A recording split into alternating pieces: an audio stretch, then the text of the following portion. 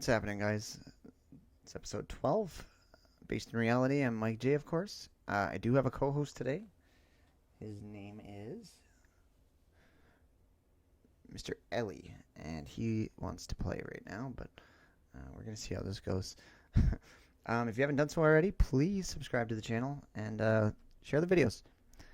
Much appreciated. And follow on Parler. That's where I'm exclusive right now, because Facebook and Twitter, you know what they did to me. But anyways, so what I wanted to touch on today was apparently Joe Biden finally said something against Antifa. Which, yeah, it's about time. But it's not a win for him. And it's not going to do much. Because a lot of people want him to stand up against BLM as well. Because BLM has been the cause of these latest crazy riots. You know, ever since what happened with George Floyd, and since that's been, proven to be not the agenda that they originally showed, people have been very openly criticizing Black Lives Matter now because they see what it is. They see that it's a terrorist organization, and it's not what they pretend to be. They only want criminals to be protected.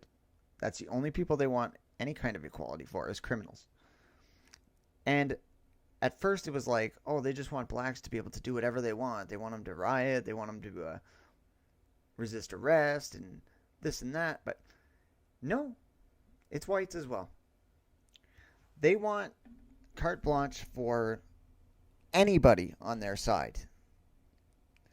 The proof is in this 22-year-old chick from, I think it was from Rochester, New York. I might be wrong.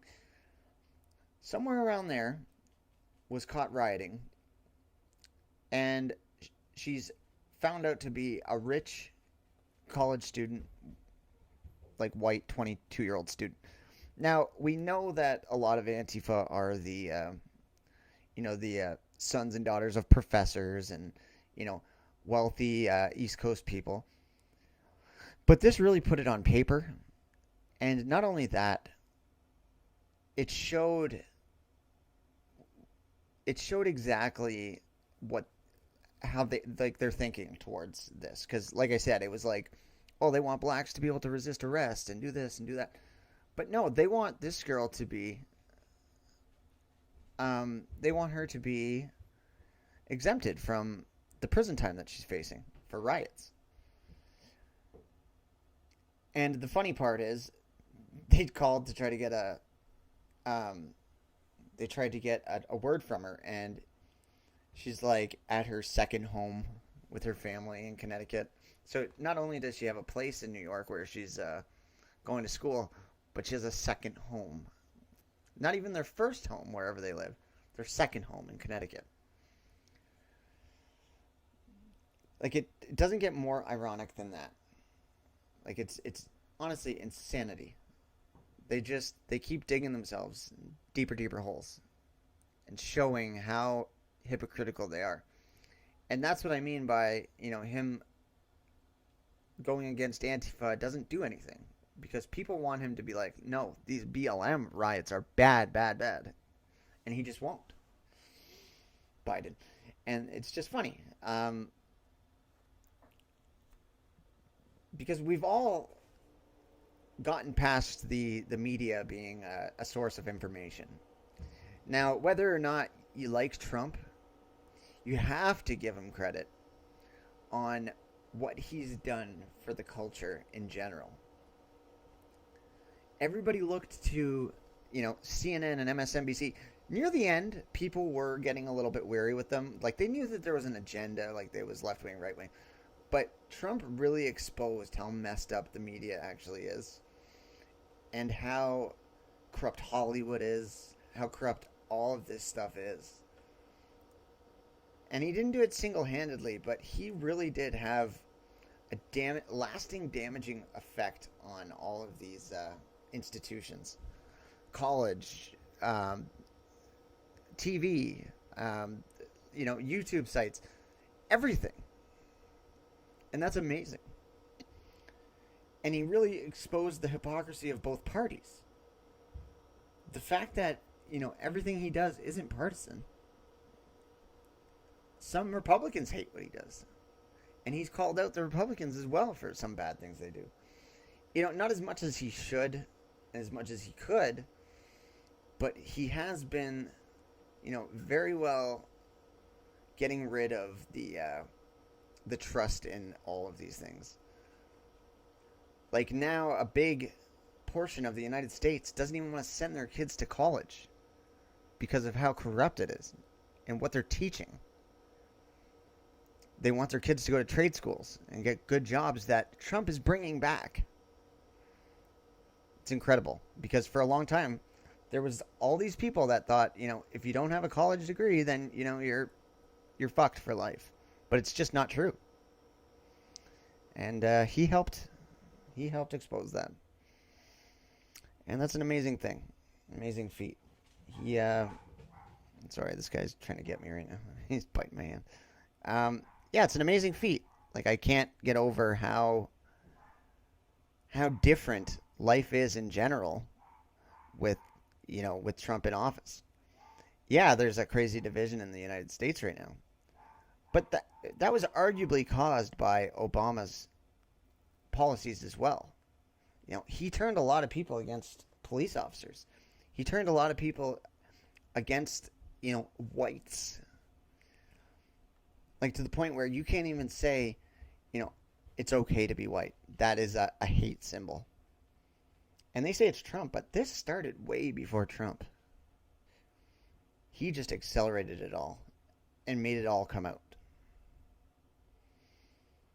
Obama's years really did divide people.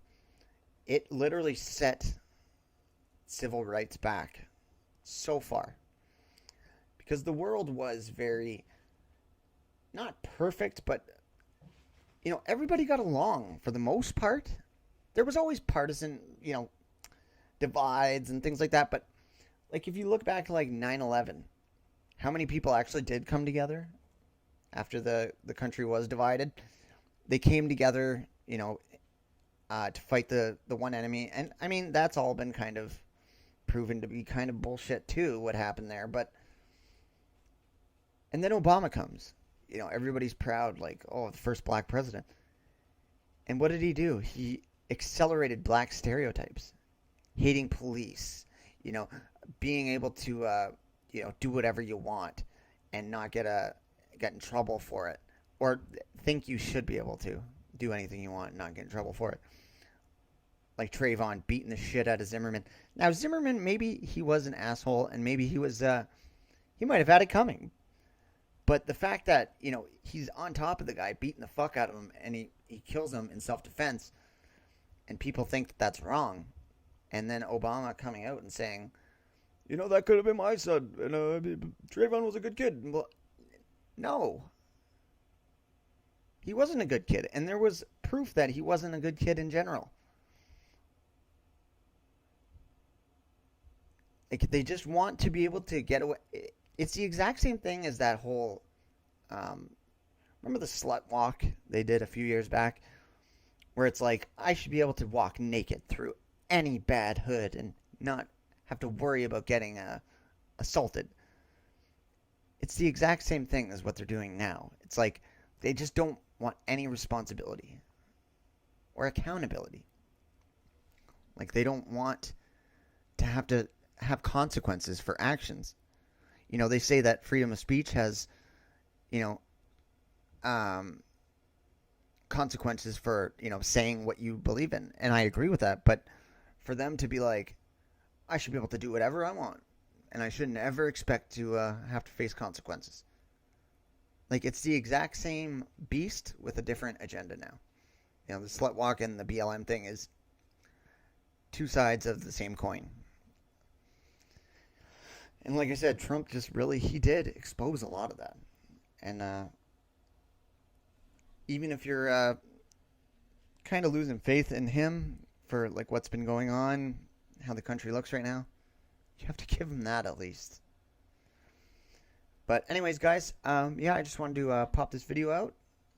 My buddy Ellie is he's in big time play mode right now, so I'm gonna bring him back up to see his brothers and sisters.